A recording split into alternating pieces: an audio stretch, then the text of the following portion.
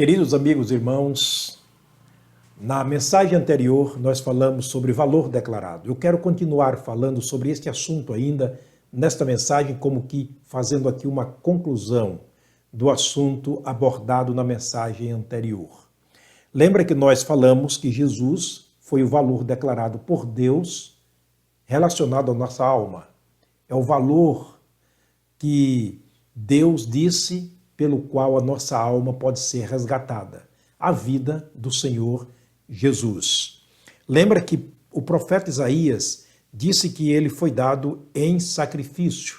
Lucas disse que ele foi dado como substituição, preço de substituição. Jesus substituiu o nosso lugar na cruz do Calvário.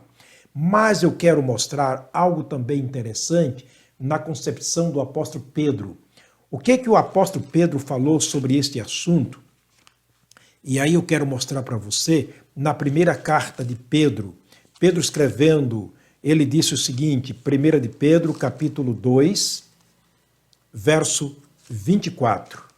Ele diz para nós o seguinte sobre este valor declarado da alma, como falamos na mensagem anterior, e aqui como que fazendo uma conclusão deste assunto, Pedro ainda continua falando para nós assim, capítulo 2, versículo 24 da sua primeira epístola.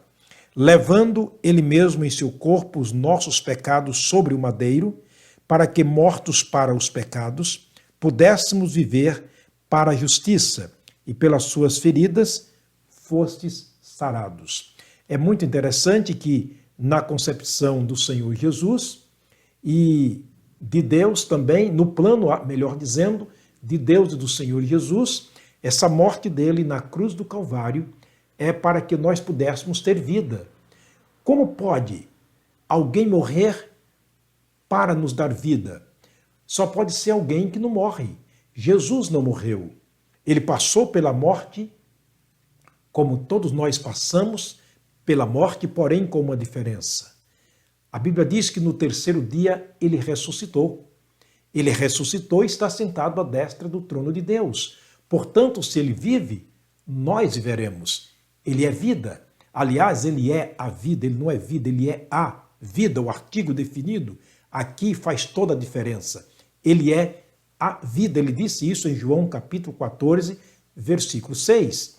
Portanto, meu querido amigo, fica mais uma vez declarado que Jesus, vindo ao mundo, Pedro diz que ele veio para levar os nossos pecados sobre a cruz, a fim de que no momento que aceitássemos ou que aceitamos a oferta de Deus, nós recebemos a vida eterna em Cristo Jesus.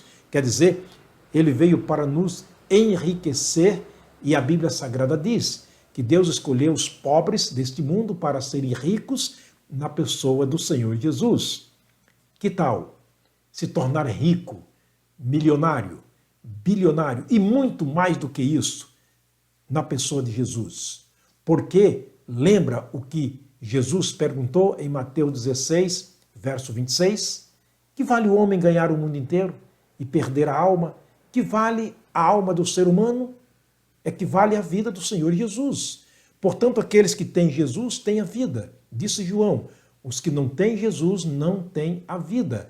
Portanto, isso é ser rico espiritualmente falando. Eu sei que estou falando a dezenas, centenas e, quem sabe, a milhares de pessoas que durante o ano 2021 muito se enriqueceram, aumentaram seu patrimônio, compraram carros novos, adquiriram bens para as suas vidas, quem sabe ampliou seu negócio, juntou muito dinheiro, muita riqueza, mas continuam espiritualmente pobres. Lembre-se que Jesus perguntou, quanto vale a sua alma? Vale a pena ganhar o mundo inteiro e perder a alma?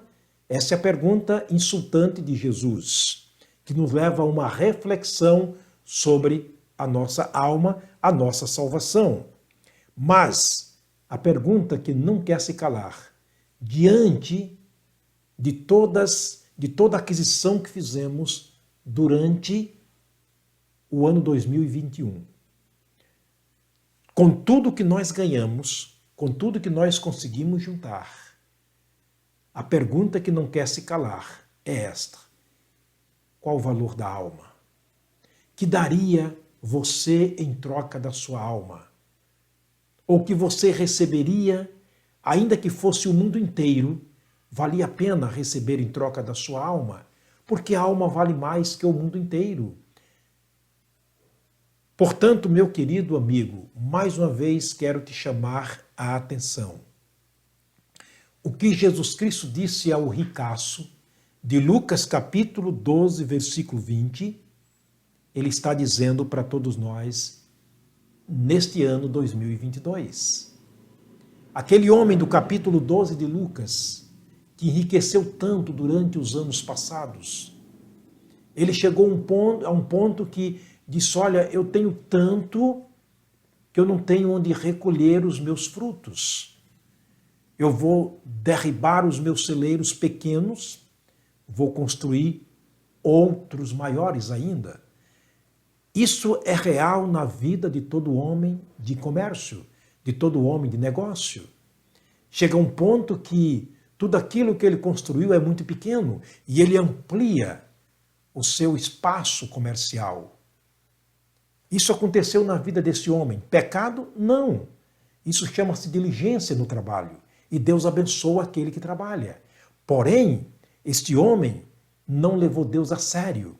Ele olhou para os seus bens como sendo o maior tesouro e o maior bem da sua vida. E ele disse, quando construiu os seus celeiros grandes, ele recolheu os frutos, ele recolheu os seus bens, ele disse: agora, minha alma, tens em depósito muitos bens para muitos anos. Come, descansa e folga.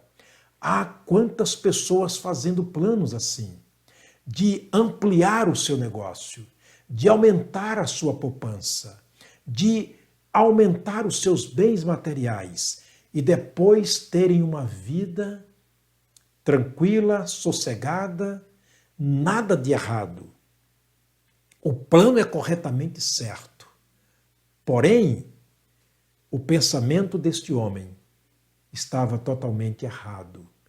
O que ele disse? Olha a atitude dele, a atitude que estava errada.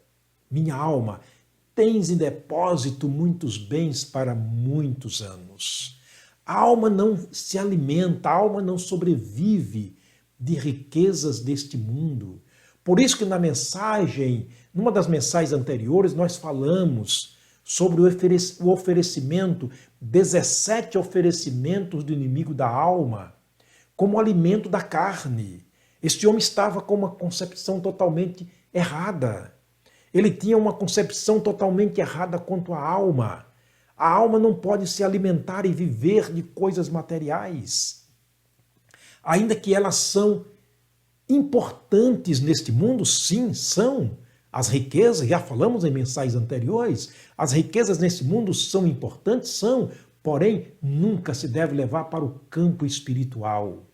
Este homem, lamentavelmente, foi tão descuidado que ele não se lembrou do campo espiritual da alma, mas ele cuidou simplesmente do campo material.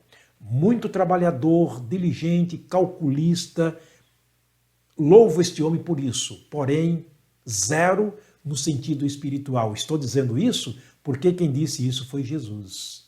No capítulo 12, versículo 20 de Lucas, Jesus, depois das declarações contundentes daquele homem rico, Jesus Cristo chega para ele e diz: louco, esta noite te pedirão a alma, e o que tens preparado para quem será? Não vale a pena a gente parar e pensar sobre isso, querido, nos nossos investimentos? Vale a pena, como disse Jesus, ganhar o mundo inteiro e perder a alma? O que vale a alma? Olha a expressão de Jesus: louco, sem juízo. Esta noite pedirão a tua alma. A alma não é tua. Os bens foram adquiridos através do suor do rosto, do trabalho, porém a alma veio de Deus. Quando Deus forma o homem, ele sopra no homem o fôlego de vida. Ele fez do homem alma vivente e um dia essa alma voltará para Deus. Mas o corpo voltará para a terra. Por isso Jesus apela dizendo: louco, esta noite te pedirão a alma, e o que tu tens preparado para quem será? Para quem vai ficar? Quem vai desfrutar de tudo isto? Que valeu ganhar o mundo inteiro e perder a alma? Meu querido amigo, por favor, pare, pense, reflita, volte-se para Deus na pessoa de Jesus, o valor declarado da nossa alma.